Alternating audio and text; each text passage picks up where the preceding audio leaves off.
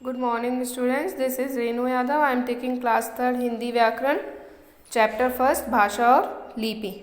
अपन ने last class में भाषा और भाषा के प्रकार पढ़ लिए थे. भाषा क्या होती है? बोलचाल तथा लिखने का वो माध्यम है जिसके द्वारा हम अपने विचार और भावों को प्रकट करते हैं और दूसरों के विचार और भावों को समझते हैं. भाषा के 3 रूप होते हैं: मौखिक भाषा, लिखित भाषा और सांकेतिक भाषा. मौखिक भाषा क्या होती है? जो कुछ बोलते हैं या सुनते हैं उसे कहते हैं मौखिक. और ये पहला रूप क्यों होती है भाषा में? क्योंकि सबसे पहले हम बोलना ही सीखते हैं. फिर होती है हमारी नेक्स्ट लिखित भाषा.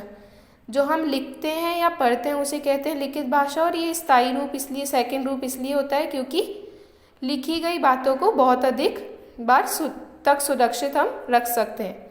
फिर सांकेतिक क्या होती है? जिसमें हम अपने मन के भाव या विचार संकेतों द्वारा प्रकट करते हैं. अब अपन पढ़ेंगे लिपि. भाषा को लिखने के लिए जो विशेष संकेत निश्चित किए जाते हैं उनके व्यवस्थित रूप को लिपि कहते हैं.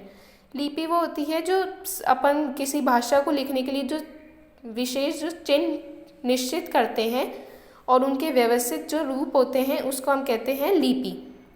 संसार में अनेक भाषाएं प्रचलित हैं जो प्राय भिन्न भिन्न लिपियों में लिखी जाती है. जैसे हिंदी और संस्कृत भाषाएं देवनागरी लिपि में लिखी जाती है. उर्दू की लिपि फारसी, अंग्रेजी की लिपि रोमन तथा पंजाबी की लिपि गुरुमुखी है. सभी लिपियों के चिन्ह भिन्न भिन्न होते हैं. अब संसार में जो अनेक भाषाएं बोली जाती है मतलब प्रचलित हैं, उनमें से जो हिंदी और संस्कृत है वो तो देवनागरी लिपि की हैं, लिपि में लिखी जाती हैं. उर्दू फारसी लिपि में लिखी जाती है, अंग्रेजी रोमन लिपि में लिखी जाती है और पंजाबी गुरुमुखी लिपि में लिखी जाती है. और इनके जो चिन्ह हैं सभी लिपियों के वो भी अलग अलग हैं. भारत में अनेक भाषाएं बोली, समझी एवं लिखी जाती है. हिंदी हमारे देश की राष्ट्रभाषा है. भारत के अधिकांश हिस्से में लोग हिंदी में ही अपने विचार प्रकट करते हैं. और भारत में बहुत सारी भाषाएं बोली जाती हैं पर समझी और लिखी भी जाती है. पर हिंदी जो है हमारे देश की राष्ट्रभाषा है और भारत के जो अधिकांश हिस्से में लोग हिंदी में ही विचार जो होते हैं वो अपने हिंदी में ही प्रकट करते हैं. भारत एक विशाल देश है जिससे इसके भिन्न भिन्न भागों में अनेक भाषाएं बोली जाती है. भारत में अंग्रेजी एवं उर्दू भाषा का भी खूब प्रयोग किया जाता है. ठीक है, फिर ये भाषा और उसके राज्य दे रखे हैं, ये आप लोग देख लेना. मैं आप लोगों को इसकी फ़ोटो सेंड कर दूंगी. फिर है अपना लास्ट टॉपिक व्याकरण.